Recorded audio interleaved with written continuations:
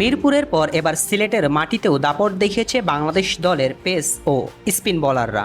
ঢাকা টেস্টের মতো সিলেট টেস্টেও প্রথম ইনিংসে 5টি করে সমান সমান উইকেট পেয়েছে বাংলাদেশ দলের পেসার ও স্পিনাররা।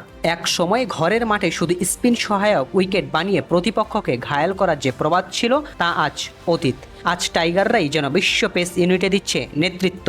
তার ওই ধারাবাহিকতায় আইসিসি ঘোষিত এপ্রিল মাসের সেরা খেলোয়াড় নির্বাচিত হয়েছেন নাহিদ রানা।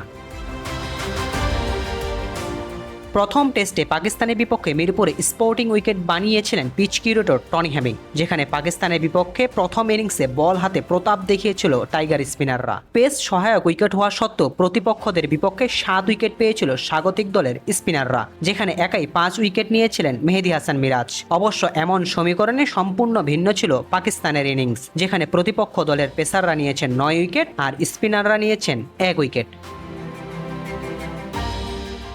সিলেট টেস্টের প্রথম ইনিংসে এখন পর্যন্ত দাপট দেখেছে বাংলাদেশ দলের পেসার ও স্পিনাররা। উভয় ইউনিটের বোলাররাই পেয়েছেন 5টি করে উইকেট। প্রথম টেস্টের মতো দ্বিতীয় টেস্টেও বল হাতে দুটি ছড়িয়েছেন বাংলাদেশের বোলাররা।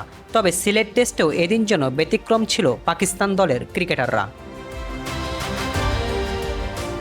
পাকিস্তানের বিপক্ষে বাংলাদেশের এই বোলিং লাইনআপ প্রমাণ করে শুধু স্পিন বোলিংয়েই নয়, পেস বোলিংয়েও টাইগাররা এখন বিশ্বমানের। বল হাতে পেসারদের এমন গতি আর স্পিনারদের ঘূর্ণির এই যুগলবন্দি আক্রমণ আগামী দিনে বিশ্ব ক্রিকেটকে বাংলাদেশকে এক নতুনভাবে তুলে ধরবে।